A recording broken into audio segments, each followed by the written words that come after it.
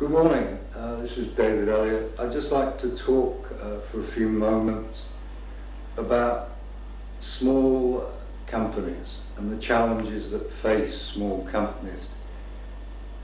Curiously, around 90% of companies in the British Isles are small, medium enterprises.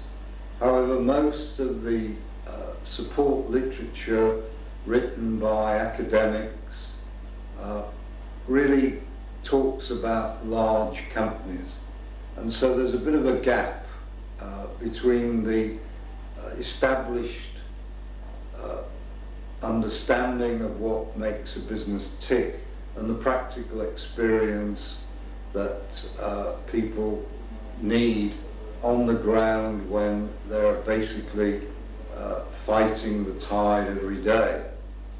I'd just like to come out with a few ideas that are based on 10 years plus experience dealing with SMEs, having previously operated with some of the pretty large companies.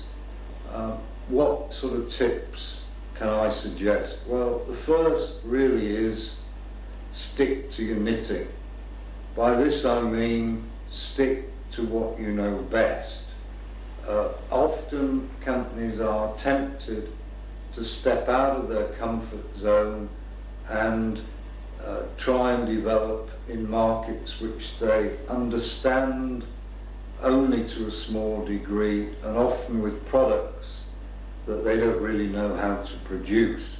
Whereas large companies can throw money at the wall and hope that sometimes some stick. With a small company, this can very quickly be the kiss of death. So that's the first idea, stick to your knitting. The second really is what drives profit. Your financial performance really is a function of your operational expertise combined with your ability to market the products properly. Often there's very little that can be done on the operational side, because that's actually why you're in business to start with, because you're pretty good at what you do. So then the emphasis should be really on marketing. Now, marketing is not just a couple of sales brochures, but it is the ability to get over the fact that you've got something different in a way that is persuasive.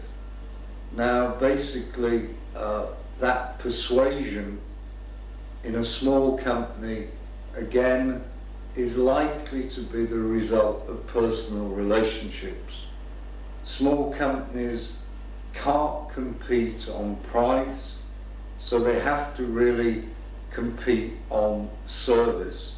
This applies to companies producing goods and literally services.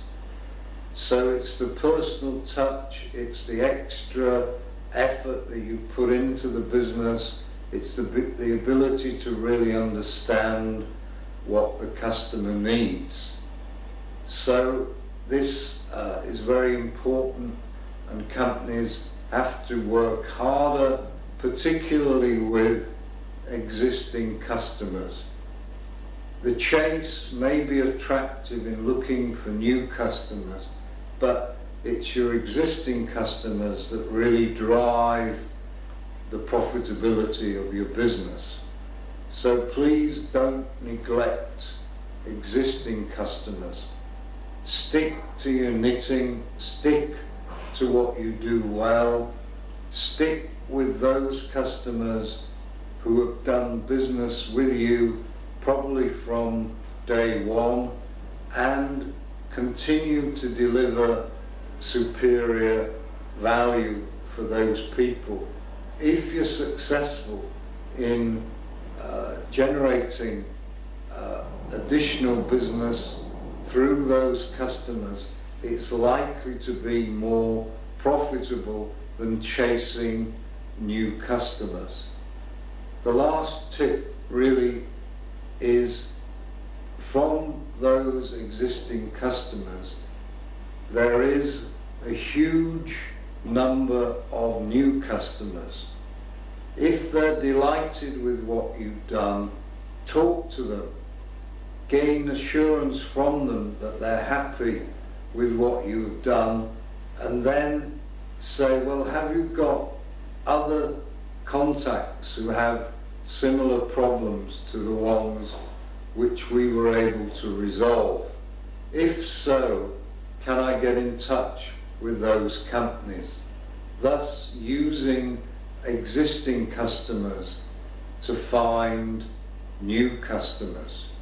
So stick to your knitting, deliver on service, and work hard with your existing customers. Thank you. If you need any additional information, please feel free to get in touch.